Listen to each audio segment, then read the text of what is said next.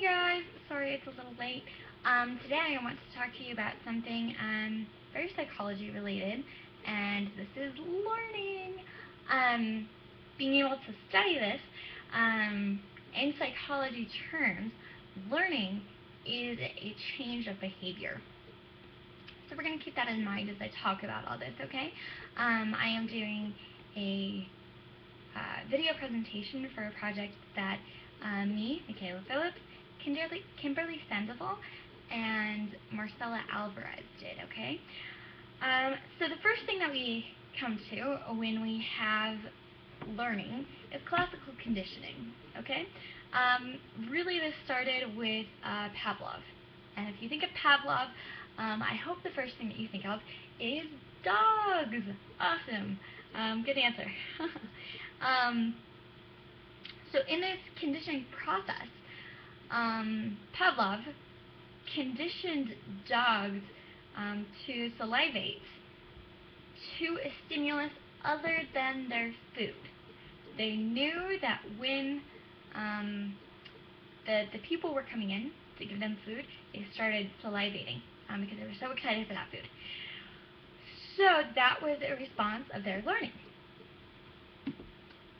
And it wasn't and this is a conditioning process. So learning or associating a neutral stimulus with a particular behavior. So we are classically conditioning when we teach our dogs not to, when we our dogs start to bark when the doorbell rings. That's something they are classically conditioned to. Pavlov. Awesome. We have unconditioned responses, things that naturally occur as a response to an unconditioned stimulus. Conditioned stimuluses are neutral stimulus that after a period of time invoke a response similar to an unconditioned response. There's so much that we could go into, but I'm just going to briefly cover this. There's just so much that you could do with this whole side, and typically this is how we train our animals, our babies. Basic training starts with classical conditioning. Another thing is that our phobias are a subconscious learned behavior. We like to believe that phobias are our responses to things that could hurt us in the wild. So if you're scared of lions, that's awesome. You won't get eaten by a lion. And that's a protective response. That is to keep you alive. PTSD, however, on the other hand, is a response to a traumatic event. And then when things like that happen again, you feel that same kind of phobia feeling as you do to things. But this is based on an event that has happened in your life. It happens to many soldiers, etc., and regular people. Then there's operant conditioning, and this was really explored later. We have Edward Thorndike. We have the law of effect. This is a principle that responses that create a typically pleasant outcome in a particular situation are more likely to occur again. Basically saying that when there's a positive outcome, then people are more likely to respond in that way when that situation happens again. So a store might play music, and when you hear that music, they want you to buy something, because when you hear that music again, you'll want to buy something. They want to make that pleasant for you. If you enjoy that song, you're going to enjoy what's happening. You're going to have a positive outcome in that experience. So something that Thorndike would have agreed with. We have B.F. Skinner later on.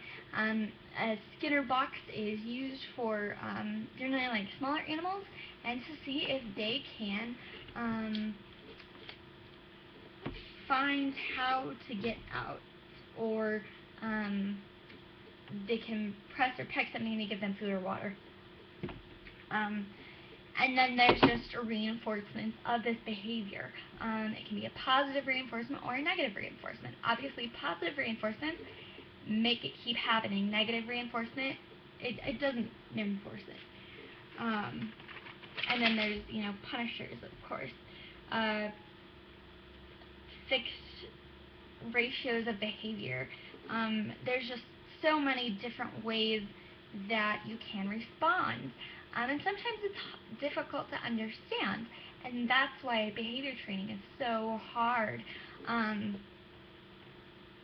Later on, of course, we have Bandura, testing on aggression of children with Bobo dolls.